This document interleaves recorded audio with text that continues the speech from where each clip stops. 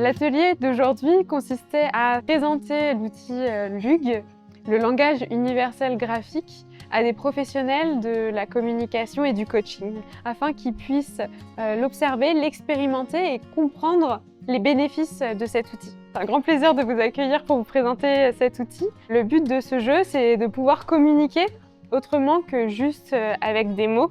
LUG est un jeu qui permet de verbaliser et de conscientiser des émotions en groupe, à 2, à 3, à 4, à 5, au sein d'un collectif. C'est un jeu qui va permettre finalement d'échanger autour d'émotions et va faciliter l'expression des émotions. Quelquefois, les gens que je peux avoir en séance ont extrêmement de difficultés à les exprimer. Et je me dis que là, par l'intermédiaire du jeu, par l'intermédiaire de ces symboles, en tout cas ça peut faciliter l'expression.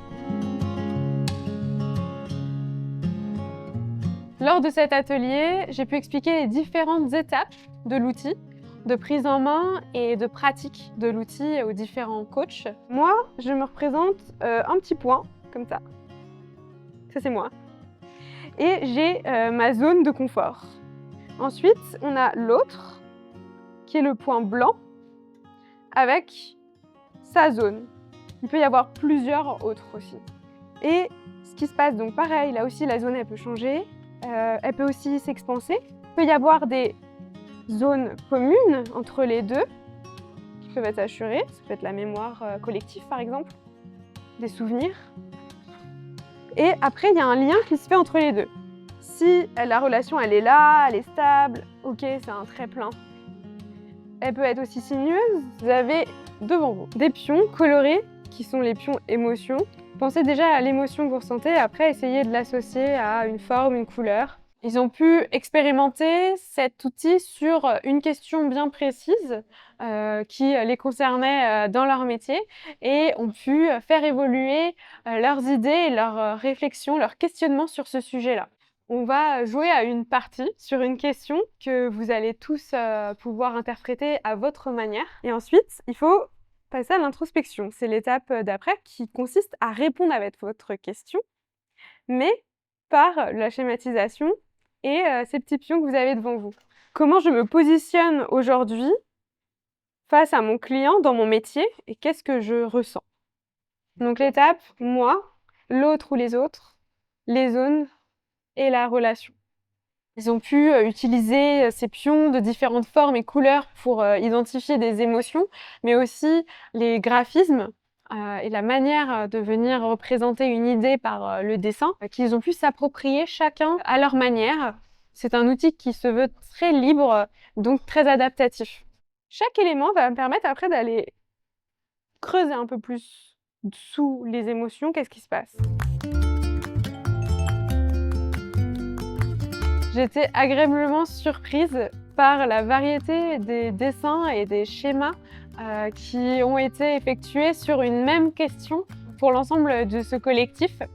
C'était très intéressant de voir les émotions de chacun et les systèmes de représentation. Ça m'a semblé simple et c'est ça que j'ai trouvé bien. J'ai trouvé ça hyper malin de partir effectivement de la représentation de sa zone de confort et de pouvoir la décliner parce que le simple fait de réfléchir à ça génère toutes ces réflexions en termes d'émotions. Ça va permettre à des personnes qui parfois sont beaucoup dans le mental de peut-être venir déposer ça différemment, de se questionner différemment en fait sur ce qu'ils sont en train de vivre.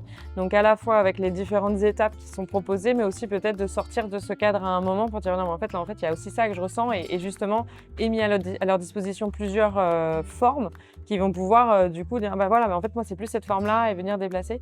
Donc c'est vraiment sortir peut-être de toutes les réflexions qu'on peut avoir sur une relation, une situation, voilà quoi que ce soit et du coup aller explorer ça différemment et aller explorer peut-être quelque chose qu'on touche d'habitude pas en fait ou qu'on n'a pas l'habitude, en tout cas on nous a pas appris à le faire. Ce que j'ai pu observer dans cet atelier, c'était la richesse des échanges qui se sont produits lors de cet atelier-là entre ces professionnels de la communication et du coaching. Ils ont su rebondir sur les questionnements des uns et des autres et le collectif avait vraiment sa place ici.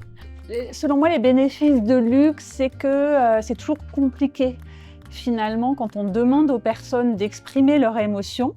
elles sont souvent en difficulté pour le faire. Et là, ce qui m'a surpris, c'est la facilité avec laquelle on peut exprimer ses émotions grâce au jeu. Et vraiment, oui, j'ai bien aimé les étapes du parcours aussi. Il y a de l'inconscient, il y a quelque chose qui se fait, voilà, si on suit juste l'instinct, bah tiens, c'est cette forme, elle va là. Bah là, il y a une intuition, il y a quelque chose, et donc là-dessus, il y a le lien, ouais. C'est ce truc de je vais à l'écoute d'autre chose que juste ce que je pourrais me dire. Et je me suis dit peut-être que je pourrais l'intégrer quelquefois dans certaines séances où il y a une difficulté, ou en démarrage peut-être d'un travail, donc ça peut aussi poser les choses. C'est comme si ça m'avait en même temps conforté de là où j'étais, de là où j'en étais aujourd'hui, et ça me tranquillise encore plus que je ne le suis.